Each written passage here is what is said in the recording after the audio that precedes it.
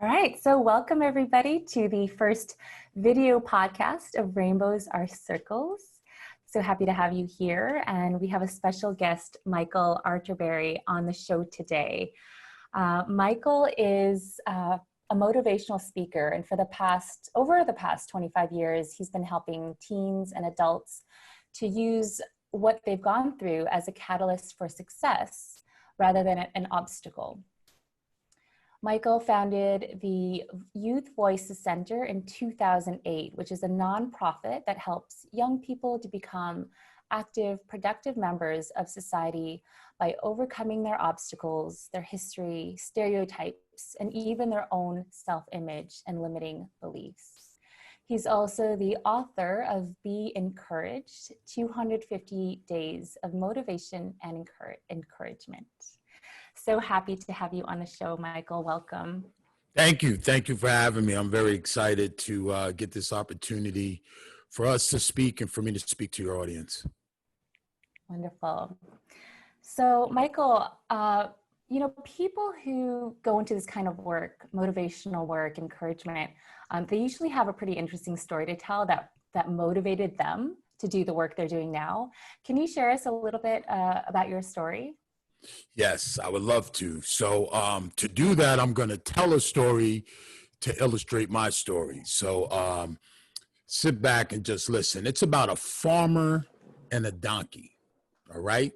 And so this donkey is one of his favorite farm animals because once he finishes working with the donkey on the field, he brings the donkey back home and he allows the donkey to play with his kids. So, imagine dad coming down the driveway, they come running out, they play with them, they wash them, they pet them, they ride them, and then he releases them back out to the farm. And this is like a normal ritual that they do. So one night he brings them down, they play, they wash them, he releases them back out to the farm. But the following morning when he comes out and he whistles for the donkey doesn't show up. So when the donkey doesn't show up, he's like, whoa. So he starts walking around the farm, he's whistling, calling his name, and he finally hears him making donkey noises at the bottom of an empty water well. See, during the night, the donkey was wandering and he fell into the well, and obviously he couldn't get out, so he's screaming, hoping that somebody would hear him. The farmer walks over, he looks into the well, he goes and gets 6 of his friends, and they're wondering, what do we do to get him out? So one of his friends said, let's get some rope and let's pull him out. So they all get rope and they start to lasso the donkey. They throw the rope, they miss. They throw the rope, they miss. They finally throw it by his hind legs. He steps into the rope. They shimmy it up his body and they start pulling. They pull, the donkey moves. They pull, the donkey moves. They pull, the donkey moves. Then halfway up the well, they realized that the donkey was too heavy. So they lower him back to the bottom of the well. And now the farmer has to make a grim decision. Now, see, he can't feed the donkey food at the bottom of the well because that wouldn't make any sense. And he can't starve the donkey because, like I said in the beginning, he's more like a pet. He had one of his hot-headed friends that was like, hey, just shoot him. He's like, no, I can't do that. That's too violent. So one of his more reasonable friends said, listen, you don't want your kids to fall into the well. So you're going to have to sacrifice your donkey, but we're going to be able to put some dirt on the donkey and make it safe so your kids don't fall in. The farmer thought about it for a second. He says, listen, all right, I don't want my kids to fall in. Let's do this. So they all get shovels and they shovel the dirt. And every time that dirt would hit the donkey would scream. And every time that donkey would scream, it would cause the farmer some distress. So you see the dirt, you hear the donkey scream. Dirt, you hear the donkey scream. Dirt, you hear the donkey scream. Then all of a sudden, the scream stopped. Now, when the scream stopped, they gave the donkey a moment of silence. But then they went back to work. Dirt, dirt, dirt. The next thing you know, you see the donkeys right here. They start shoveling cartoon style. Next thing you know, you see half the donkey's body. They start shoveling faster. And the next thing you know, that donkey walks right out of the well that he fell into. So check this out. Every time they threw dirt over the wall, It would fall on the donkey's back. He would shake it off and he would step on it. And he took every scoop of dirt that was meant to kill him to save his life. Now, I tell you that story because I am the donkey. And so what I want to do to start this talk off is I want to explain to you and your listeners my dirt. I grew up in a home with an alcoholic father. And if I said just alcoholic, it wouldn't be enough. He was a raging alcoholic. And he raged from the time I was born until the time he died when I was 16. So I want you to imagine growing up and never having any peace of mind, in the sense of I had peace of mind, but during the day, there wasn't a day that went by that if I got lost in the peace, something would tap me on the shoulder and say, hey, buddy, don't you get too happy, because what you got to endure when you get home is nothing consistent with what you're feeling right now. So growing up, I didn't really have any sort of peace. But on top of that, I lived in poverty. Now, it's crazy. Both my parents worked full time. My dad drove a bus. My mother was a housekeeper. She cleaned homes. But my dad's money went to drinking. And my mother was a housekeeper. So she raised 4 kids on a housekeeper's salary. You know what I'm saying? So, like, as far as having money, we didn't have much, and I have to say I was a good little boy because I never would ask her for things that I knew she couldn't buy me because I never wanted her to feel bad. But on top of not having money, dysfunction. Now, come on, you got a father like that that's leading your house. Your house is not functioning properly. I remember nights when he would go bananas, we would wake up the next morning. My mother would never debrief it. So you never got up the next morning and my mom would say, hey, this is what happened last night. Let's talk about it. She just put your clothes on, kiss you on the cheek, and you would have to take this to school. You know what I'm saying? So a lot of dysfunction, and my neighborhood didn't help because the people in my neighborhood had the same homes as I did. So we're all running in this circle. So I had buddies that were criminals. I had buddies that were drug addicts. You know what I'm saying? And so, as far as the outside resources and the things of that nature, it was consistent with what was going on in my home. But the silver lining to the story is this. All of that craziness, just like the donkey, I was able to shake it off, and I was able to live in it, but I didn't become it. And that is what motivates me to help other people, because I know that anything you go through in life, if you are able to look at it from the proper perspective, you can make it. Wow.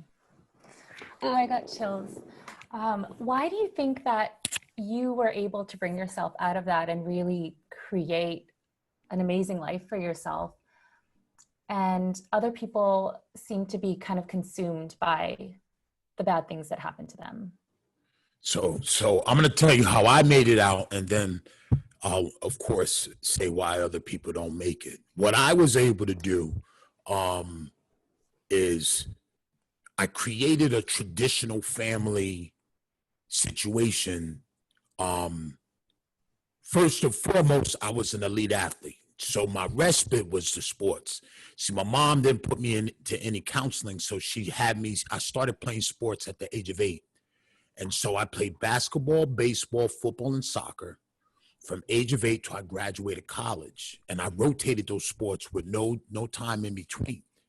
So to be honest, I was good enough that when I was a senior, I could have went to college for all 4, but I picked football because it was my favorite. But I'm telling you this because within that world, I created a traditional family because my coaches became my dad, my father figure.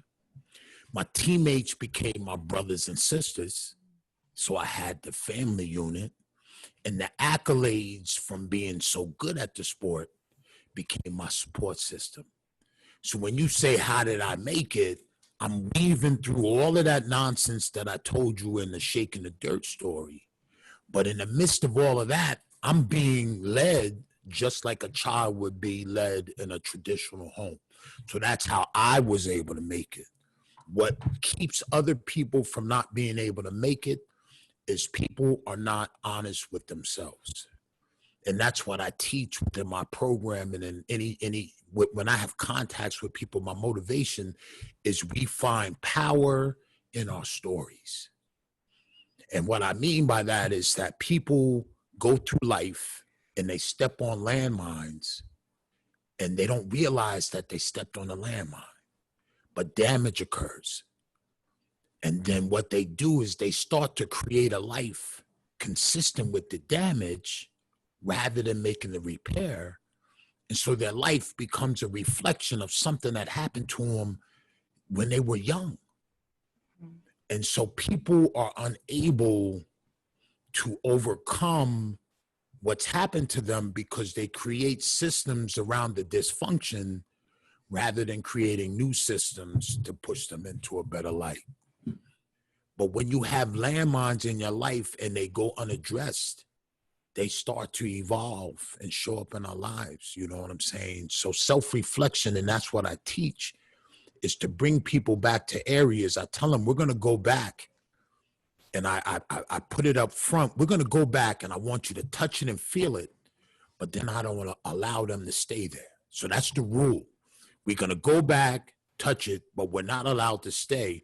And I have control over the groups. If a student is about to leave me for the day and he or she is not out, we'll sit in that room until he or she has clarity. Or in some cases, if it's real bad, some of them don't go home. They go right to the to the not a mental hospital, but they get evaluated. Mm-hmm. You know what I'm saying? Yeah. So yeah. What do you think is the main obstacle that keeps people from either staying in that stuck place or kind of moving up out of that place? Because touching the wounds is painful. So let me explain this to you. So imagine I have a sister who grew up in the same home that I did. She's it's 60 something. And she goes to counseling. And she starts going to counseling. She drops it on me because I'm a social worker by trade, so she drops it on me. And then she hits me with the phone call. She's like, Michael, I'm enjoying it. So I'm happy for her because I know that clarity is the best thing. Then I get the call, and she's like, I'm not going back anymore. And now I'm like, sis, come on, you're making progress. And you know what she said to me? She said, I've gone 60 some odd years, and I made it. She says, I'm not willing to go back and touch those wounds. Mm-hmm. And so she chose to not go back and touch the wounds and continue to live a dysfunctional life rather than putting in the work. She can be here for 20, 30 more years. So I didn't lecture her, but what I wanted to say was, listen, can you imagine living such a better quality life the last 30 years of your life or whatever it may be? But that's why people are so hesitant, because going back to touch those wounds brings up some really, really hardcore visions. Yeah. Oh my gosh. Yeah, totally. So it's a willingness and a courage to be able to go to those really difficult emotional places in order to feel them and heal and then move beyond them. And that's hard. Yeah. That's hard. Yeah, it is. It definitely is. And you've experienced so much pain. Yeah. Do you have like a tool that you could offer someone who is in a dark place or who is kind of going through,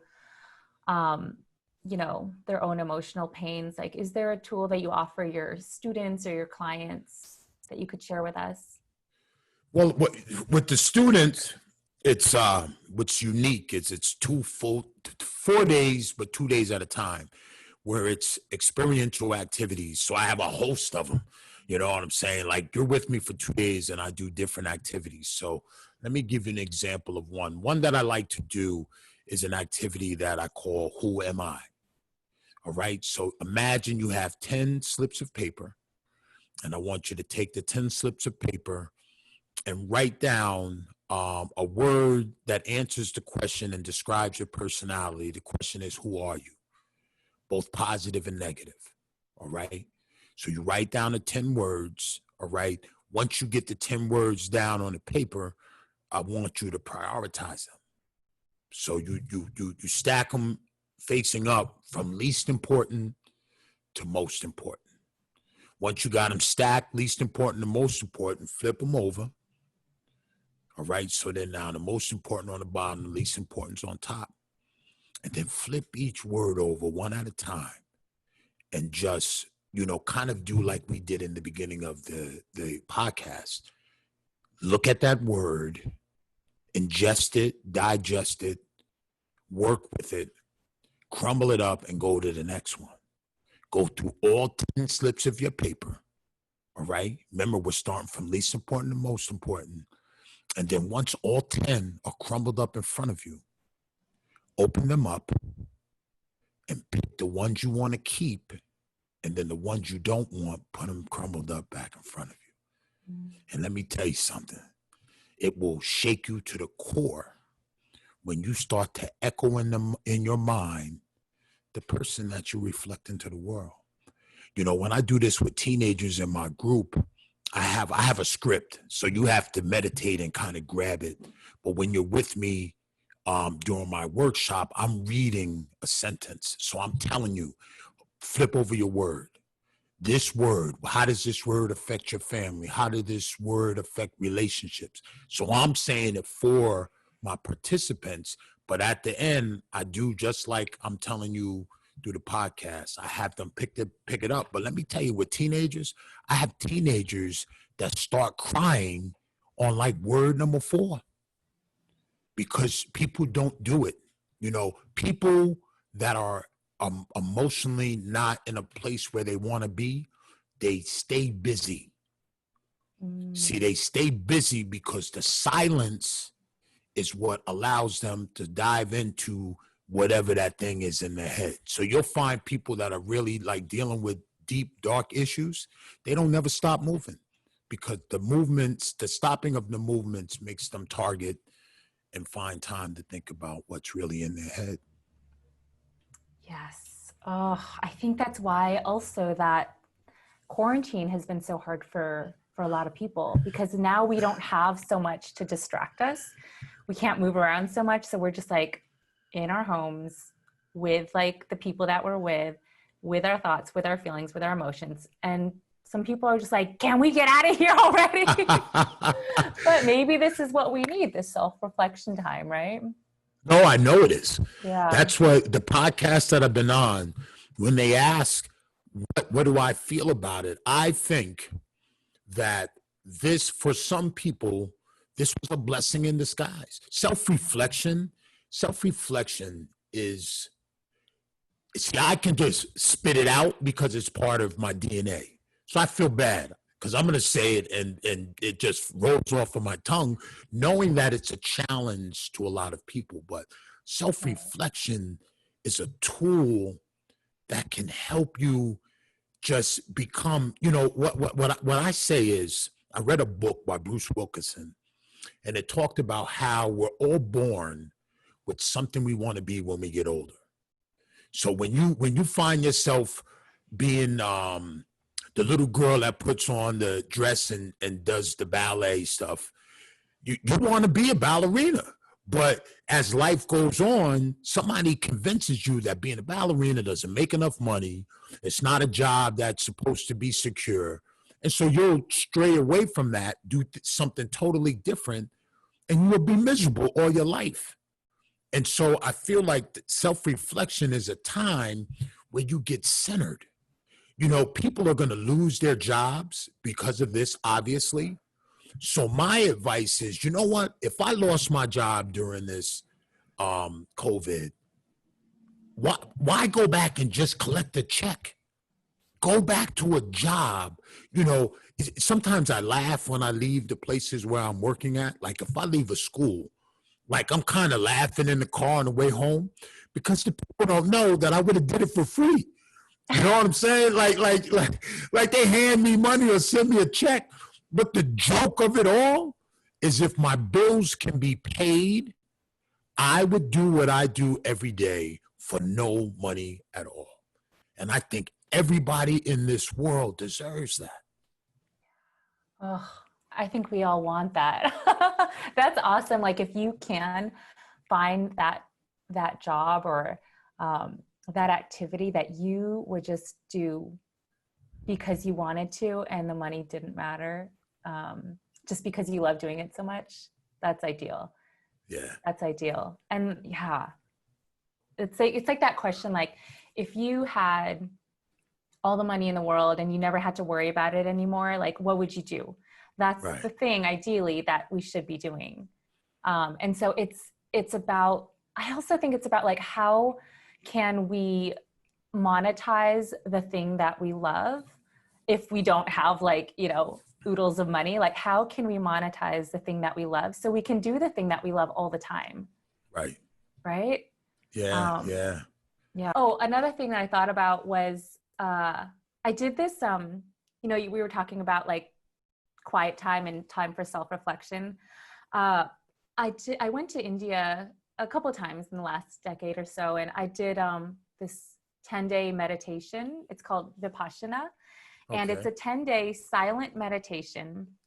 You go and you live in this like, just like this really simple place. You have like a bed and a small room, and you turn in your phone, you turn in any books, any journals, cameras, anything like that. You kind of turn it in when you go to this place for 10 days, and you meditate for 10 hours a day, 10 days straight, and you have little breaks here and there, and there's no talking, there's no eye contact with any of the other people.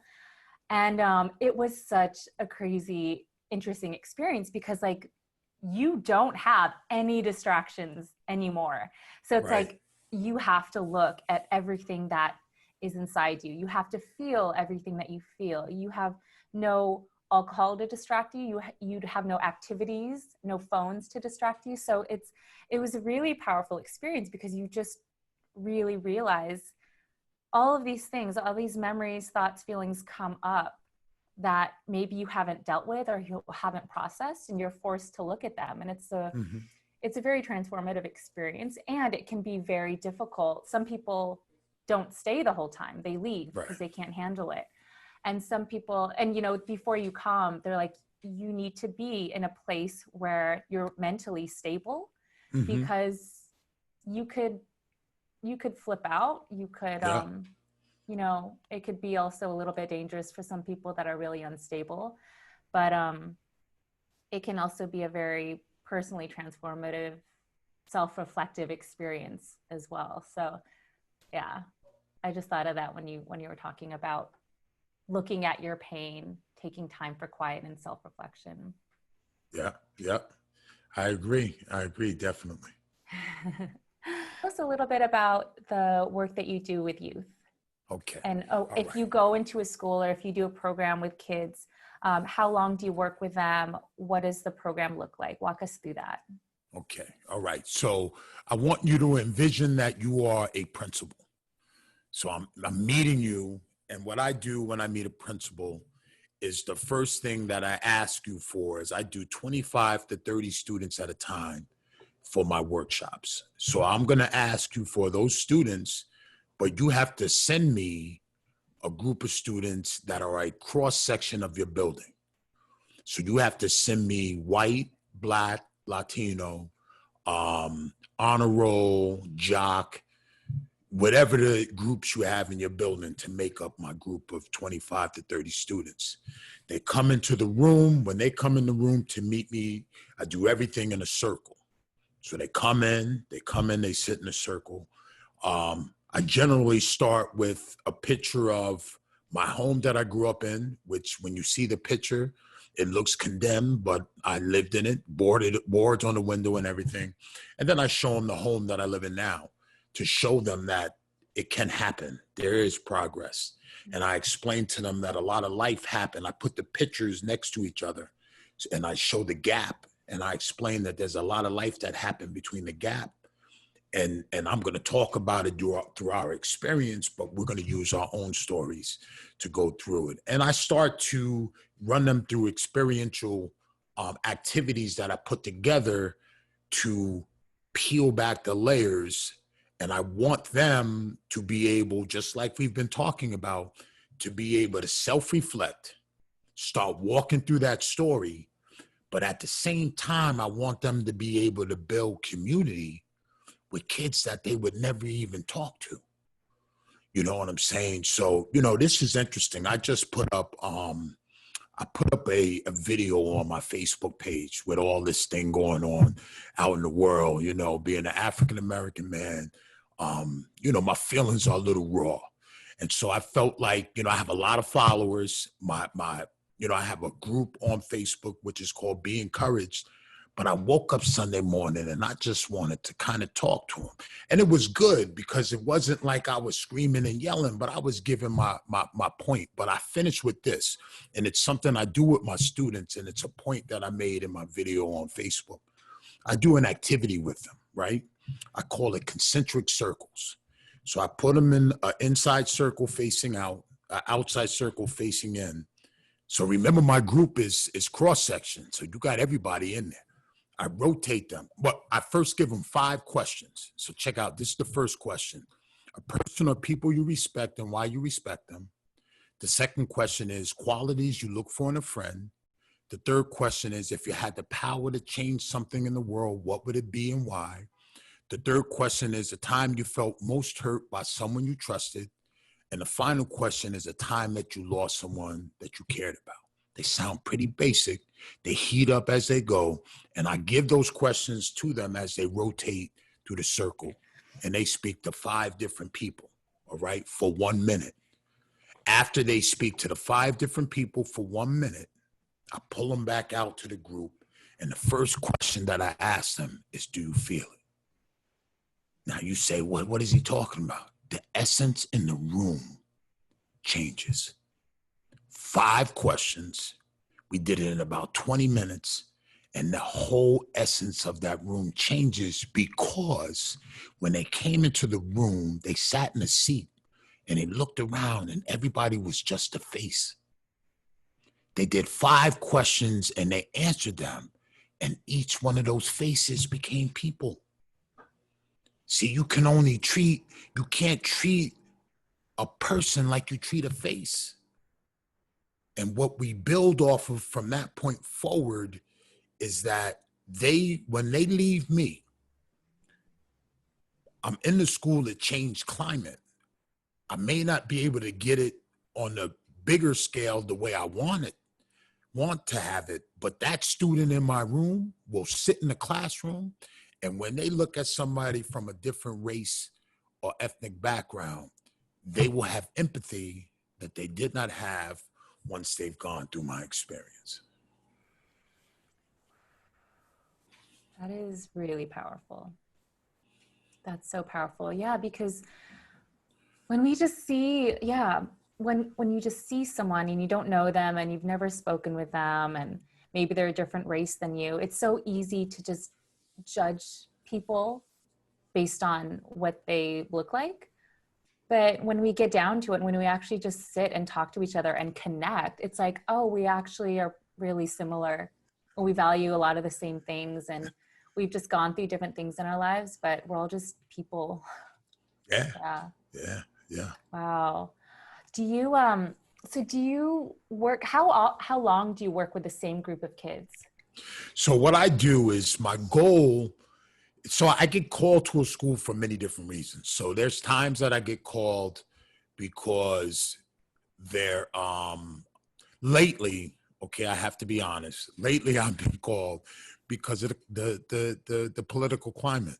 Not talking politics, but a lot of the inner city kids, they're growing so much that they're sending them to other schools, and the people that now have to mix with them are not happy that they're there. So I'm called in a lot of the times to start to form relationships between the groups, just like I said, in the school, so that there's more there's more peace. You know what I'm saying? So I say that because when I come in, my package is at least 6 workshops. So you figure 25 to 30 students in each group. That's a level 1 training. And then I do like 8 workshops. Then I do level 2. So then I'll do 2 groups where they volunteer to come back, and I run them through 2 more days, and they become co-facilitators. And so I'm really in a school. A school won't just bring me in to do 1 workshop. Put it that way. When I go into contract with a school, as long as the funding's available, our goal is to keep me there as long as I can be there so that we build on those numbers. But let me explain this to you. I do an assembly in the beginning so that I can download the language of my workshop to the whole building. See, I'm not going to be able to get to every student. So in my assembly, I drop the keywords I use in my groups so that if you never come into my group, but a kid comes into my group and he starts talking at the lunch table, you have some clue words that will keep you relevant into the conversation. Okay, awesome. And you said you sometimes have you teach co-facilitators at the school. Like, do you take some of the students that are there and get them to be co-facilitators with you, or how does that work? Yeah. So once they finish the second 2 days, they're now eligible to be co-facilitators. So if I come to your school, I did the 6 groups, 2 groups of co-facilitators. The next year that I come and I get a new group, I have 3 kids from last year that co-facilitate the group for the following year. Okay. Do you ever think, do you train people to do what you do so that adults? Yeah. Or maybe like the older teenagers that are maybe transitioning out of school? No, never older, but I am always looking for my protege. It's me. Nah, you laugh. I'm serious. I if I find it, I'm gonna swallow it up. No, it's me. I do all the work. So what's sad is my reach is limited, but what's beautiful about COVID is because I've been locked in my home, I've developed an online course that now I can get it out to the world. But when I'm out in the world, I am the only one. I'm very protective over my program. And so I feel as if it has a great reputation because I facilitate it. So I never have to have someone call me up talking about I'm not happy with the product. Right. Got it. Yeah. And you came up with the exercises and the tools, or were those things that you kind of learned as you were growing up and then kind of formed into the program? What happened was a woman came to my job to do a staff development training. And it was pretty awesome. Like, she was there for like 2 hours and I watched her transform my coworkers. So when she did that, I went up to her and I said, hey, listen, I want to get trained in this information. So listen, she says to me, on the inside, they train once a month, and on the outside, it's like 3 to 4 times a year. Now, you hear that language, you didn't pick up on anything when I said that, so I didn't either. So I fill out all the paperwork. I send it into the organization. They send me my paperwork. They send me directions to my training site, and I pull up to a maximum security prison. It was a prison program. So this woman got trained in a prison program. So now I'm in the parking lot. And I got to make a decision. I'm like, do I walk into this maximum security prison to get this jewel, or do I pull off and say, it's not worth it? And let me tell you something, Julie. I went in and the program was called AVP, Alternatives to Violence Project. And it was intense. Like, you would team build with the inmates. These are convicted felons. This is a maximum. You would team build with the inside facilitators on Thursday night for like 3 hours. Then you would come on Friday. You would be with the inmates from 8:30 in the morning to 8:30 at night on Friday, 8:30 in the morning to 8:30 at night on Saturday. And then you would return on Sunday from 8:30 to 2:30. And it's manuals and manuals of information. But what I did is, from that experience, now I'm watching it knock these convicted felons out the park. And I went to school for social work. So I'm sitting in the room, I have my life experience, I have my social work degree, and I'm watching this curriculum knock these guys out. So what I did is eventually I just took all their manuals and used my knowledge of life, and I plucked some out to create my curriculum, but then I added my sauce on it. So you know what I'm saying? Like in the beginning, I gave them a lot of credit because they introduced the flow to me, but eventually some would come to see it. It's nothing like what they do, you know, but it has the essence and the feel of what they do. But that's how I was able to put my program. And my program's called Power of Peace. Power of Peace. I love Yes. that. Such a cool story. Yeah. That's so funny that you showed up at the prison. You're like, I didn't sign up for this. But that's so great that you did it. You showed up, you went through it, and look at where that's taken you. That's pretty Oh amazing. man, it was a phenomenal. And I'll tell you this, the first time I went in, the Sunday that I'm leaving, you know, I cried like a baby driving there. Because now you got to imagine, I've spent all this time with these inmates. And, you know, I grew up in Westchester. It's right outside of the city. And a lot of these guys are from the inner city. And I say it because we were moving in the same circles. I wasn't a criminal, but, you know, I'm college. I was in and out of the same clubs and everything. And I was emotional because I was them. You know, they made a mistake and they're paying the price, but I was, you know, them. And so driving on Sunday, I felt bad because they weren't really bad dudes. They just made bad choices. Yeah. And a lot of times, like, when people are in prison, it's like, yeah, it's a bad choice. They made a mistake. Sometimes they're in there wrongfully, but sometimes they make bad decisions. But a lot of times those decisions are made because of the environments they grew up in, because of things that happened to them, because of ways that they've been hurt, because of maybe they didn't have support, maybe they weren't thinking right. You know, it's like, I don't know. I feel like it's so important that people in prison get these types of programs and these types of help, because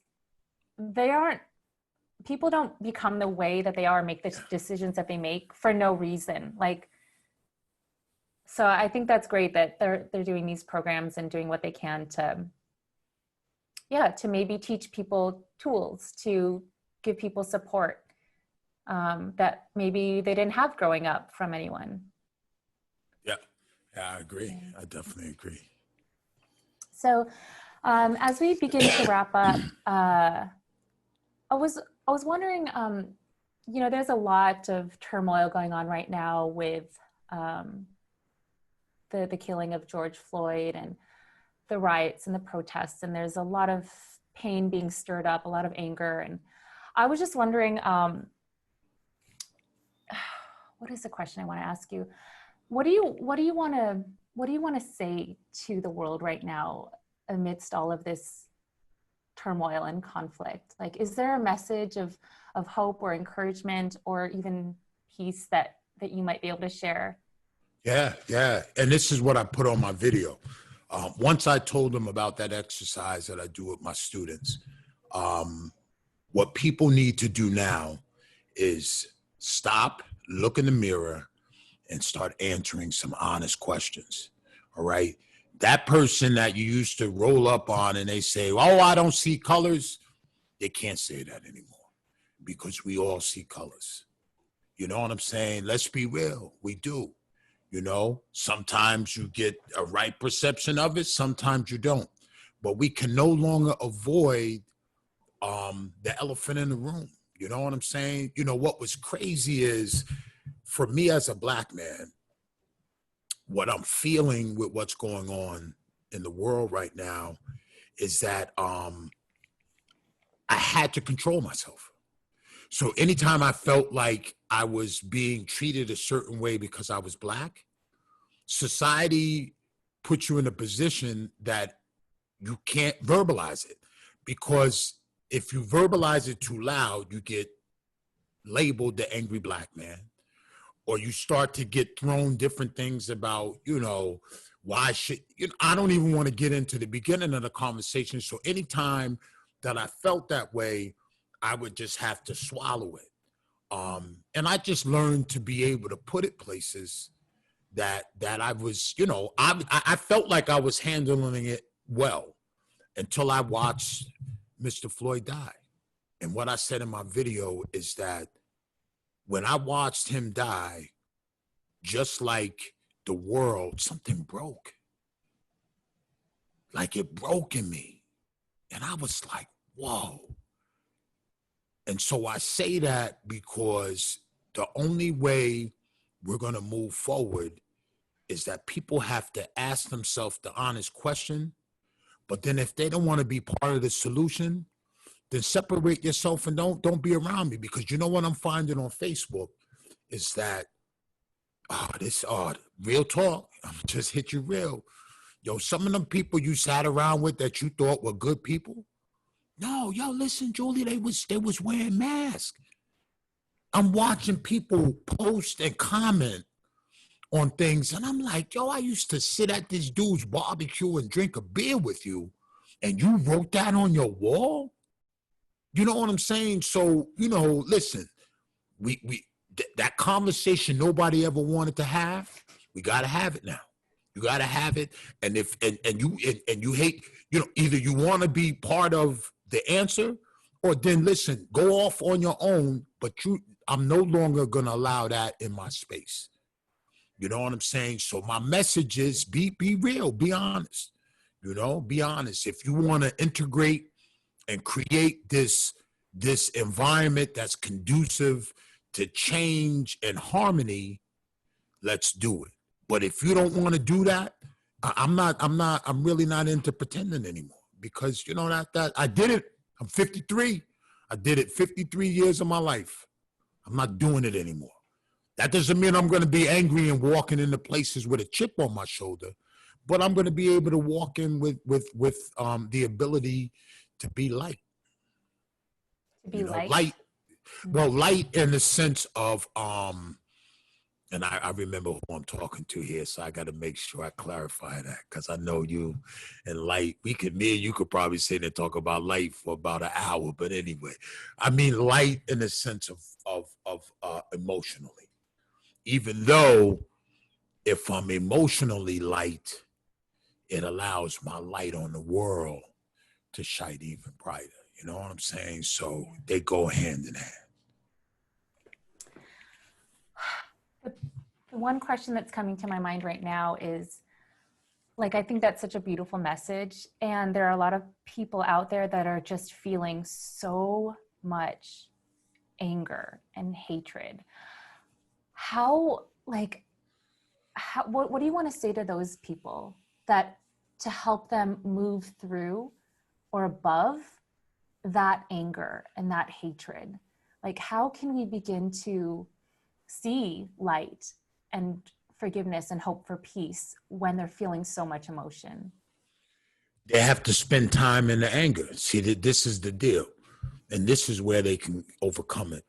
We've been told that you can't be angry.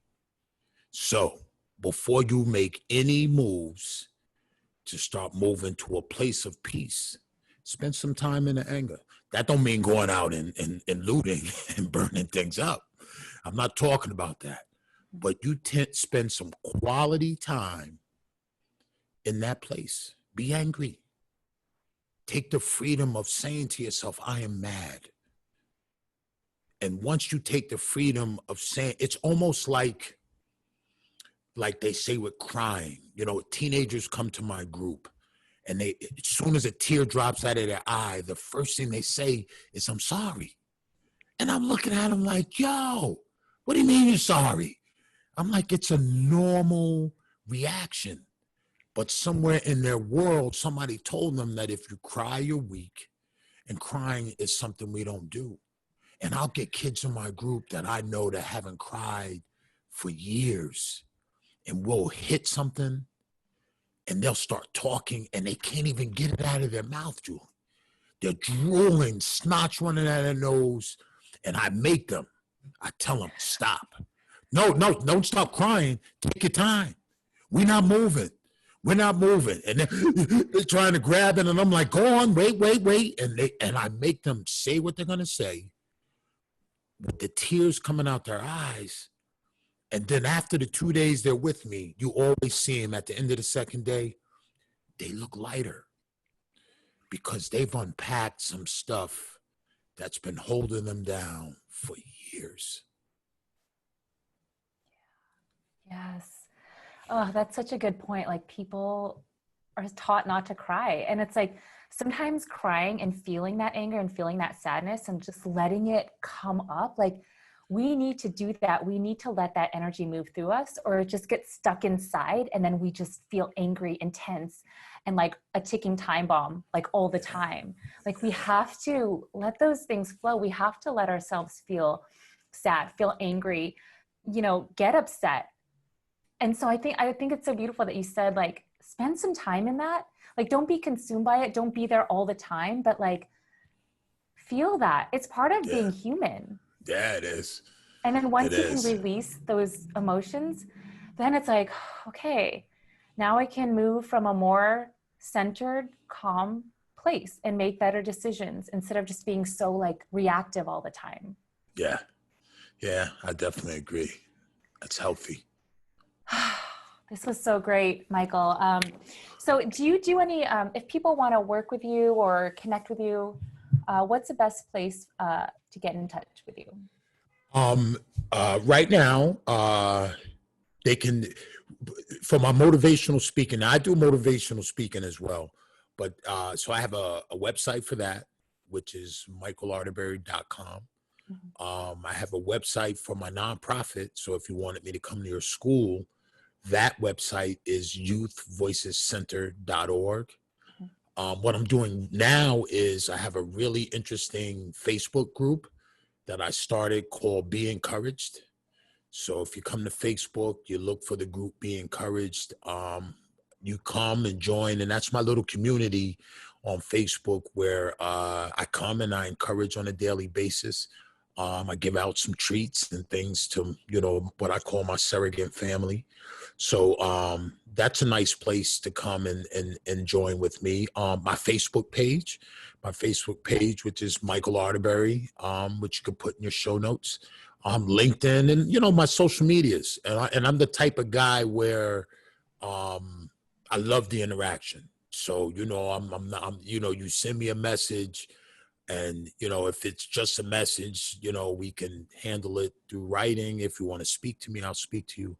But this online course is something that's going to be really powerful. What I've been able to do is I've been able to take some of the best jewels of my program and put it into 7 lessons where it will really give people the opportunity to do what we talked about in the beginning. I'm going to walk you back through your story and allow you to start to find those landmines, and what I do nicely is you do a lesson, you get into that space, and then I finish off your lesson, but with a video, and you get to see me, we get to not talk in person, but I walk you through it. So, I'm about to launch that in a few weeks. But those are some of the things that I'm doing, and that's how people can reach me. That's so awesome. You're doing like really great work in the world. And I just think it's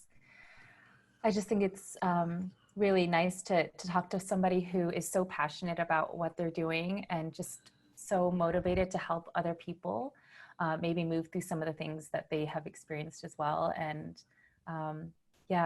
you're changing like so many lives, and I'm sure you're going to continue to with these online programs and workshops. So one more question I had was, do you do out of state? Where are you located right now? Connecticut. So do you do any, maybe not right now with COVID, but do you travel and give these workshops? Oh, yes. Yeah, okay. Listen, once COVID lifts, my the joke of it is wherever there's people that need you need healing, I go. I'm the type of guy, a conference, an adult, the stuff that I do, I do adult workshops as well. So I get called into communities. And one thing that I will do, I'm sorry, not to hold up the ending, but I'm going to do conferences. So my program is 2 full days. I'm going to do what they call Shake the Dirt experience conferences, will be an offshoot to the class where people can come to a hotel, spend 2 days with me, and we actually do it in person. So cool. Yeah, that's going to be That's awesome. awesome. All right. Yeah. So I will have all your information on how to check out these programs and connect with you in the show notes. Yep. And I just wanted to say thank you so much for sharing all of this with us today. And thank you for having me. My pleasure.